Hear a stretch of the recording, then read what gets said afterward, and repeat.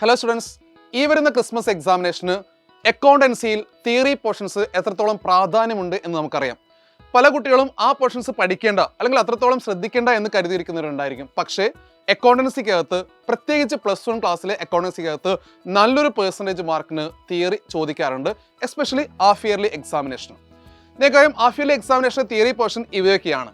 ഏറ്റവും കൂടുതൽ ശ്രദ്ധിക്കേണ്ടത് ആദ്യത്തെ 2 ചാപ്റ്റർ തന്നെയാണ്. നിങ്ങൾക്കറിയാം, ഇൻട്രൊഡക്ഷൻ ടു അക്കൗണ്ടിങ് എന്ന് പറയുന്ന ചാപ്റ്ററിൽ പ്രധാനമായിട്ടും ചോദിക്കേണ്ട തിയറി പോർഷൻസ് എന്ന് പറയുന്നത് ടേംസ്, അക്കൗണ്ടിങ് ടേംസ് പഠിച്ചിട്ടുണ്ട്. അതായത് അസറ്റ്സിനെ കുറിച്ച്, ലയബിലിറ്റിയെ കുറിച്ച്, അസറ്റ്സിന്റെ ക്ലാസിഫിക്കേഷൻ, ലയബിലിറ്റി ക്ലാസിഫിക്കേഷൻ, അതുപോലെ തന്നെ ഇന്റേണൽ എക്സ്റ്റേണൽ യൂസേഴ്സ്, ഇതെല്ലാം നമ്മൾ പഠിച്ചു വെച്ചാണ് ഈ ഭാഗത്ത് നിന്ന് തിയറി ചോദിക്കാൻ സാധ്യതയുണ്ട്. കൂടാതെ രണ്ടാമത്തെ ചാപ്റ്ററിലേക്ക് വന്നു കഴിഞ്ഞാൽ തിയറി ബേസ് ഓഫ് അക്കൗണ്ടിങ്. ഇവിടെ തിയറി മാത്രമേ നമുക്ക് ചോദിക്കാനുള്ളൂ. തീർച്ചയായും 6 മാർക്കിന് വരെ തിയറി ഇവിടെ ചോദിക്കാറുണ്ട്. ഒന്നുകിൽ അത് അക്കൗണ്ടിങ് പ്രിൻസിപ്പിൾസോ കൺസെപ്റ്റോ ഡയറക്റ്റ് എക്സ്പ്ലെയിൻ ചെയ്യാൻ വേണ്ടിയായിരിക്കാം, അല്ലെങ്കിൽ ചില കോണ്ടെക്സ്റ്റ് തന്നുകൊണ്ട് അതിൻ്റെ അകത്ത് ഏത് പ്രിൻസിപ്പിളാണ് അപ്ലൈ ചെയ്യുക. ഫോർ എക്സാമ്പിൾ, ഒരു ട്രാൻസാക്ഷൻ വന്നു, ഒരു ഫിനാൻഷ്യൽ ട്രാൻസാക്ഷൻ വന്നു, നമ്മളത് റെക്കോർഡ് ചെയ്യുന്നു, ഏത് കൺസെപ്റ്റ് പ്രകാരമാണ്. ഇത്തരത്തിലുള്ള ചോദ്യങ്ങൾ മാച്ച് ദ ഫോളോയിങ് ആയിട്ടൊക്കെ ചോദിക്കാറുണ്ട്.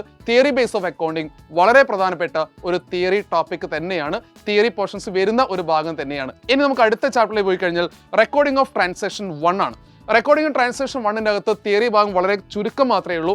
കാരണം അവിടെ പ്രോബ്ലം സൈഡാണ് കൂടുതൽ. ജേർണലൈസിങ്ങും ലെഡ്ജറും അതുപോലെ തന്നെ അക്കൗണ്ടിങ് ഇക്വേഷനും കോൺസെൻട്രേറ്റ് ചെയ്ത് പഠിക്കേണ്ട ചാപ്റ്ററാണ്. അവിടെ തിയറി വളരെ കുറവാണ്. പിന്നീട് റെക്കോർഡിംഗ് ഓഫ് ട്രാൻസാക്ഷൻ 2ലേക്ക് വന്നു കഴിഞ്ഞാൽ തീർച്ചയായും അവിടെ 2 മാർക്കിൻ്റെ തിയറി ചോദിക്കാനുണ്ട്. അത് പ്രധാനമായിട്ടും നമുക്ക് ഏതെങ്കിലും ഒരു ട്രാൻസാക്ഷൻ തന്നു കഴിഞ്ഞാൽ അത് ഏത് സബ്സിഡറി ബുക്കിലാണ് റെക്കോർഡ് ചെയ്യേണ്ടത് എന്ന് വളരെ പ്രധാനമായിട്ട് നമ്മൾ പഠിച്ചു വെക്കണം. For example, purchased goods from Manoj, അത് പർച്ചേസ് ബുക്കിൽ വരുന്നതാണ്. അതുപോലെ തന്നെ സോൾഡ് മിഷനറി എവിടെ വരുന്നു, അത് നമുക്ക് തീർച്ചയായും ക്യാഷ് ബുക്കിൽ വരുന്നതാണ്.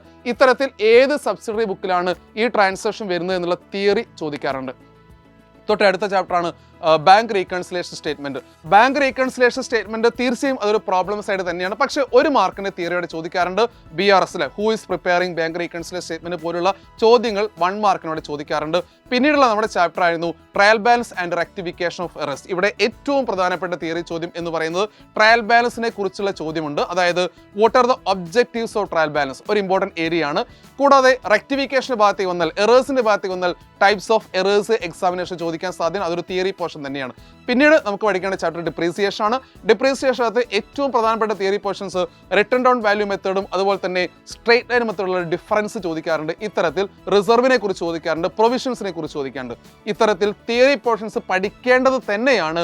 നല്ലൊരു പെർസെൻറ്റേജ് മാർക്ക് പ്രത്യേകിച്ച് ഹാഫ് ഇയർലി എക്സാമിനേഷന് തിയറി ആയിട്ട് ചോദിക്കും. അതുകൊണ്ട് തന്നെ ഈ വരുന്ന accountancy examination, half yearly examination അടിപൊളിയായിട്ട് നിങ്ങൾ എഴുതി, തിയറിക്കും പ്രോബ്ലത്തിനും ഒരേ പ്രാധാന്യം കൊടുത്തുകൊണ്ട് അടിപൊളിയായിട്ട് പഠിച്ച് അടിപൊളിയായിട്ട് എഴുതി നല്ല മാർക്ക് സ്കോർ ചെയ്യണം.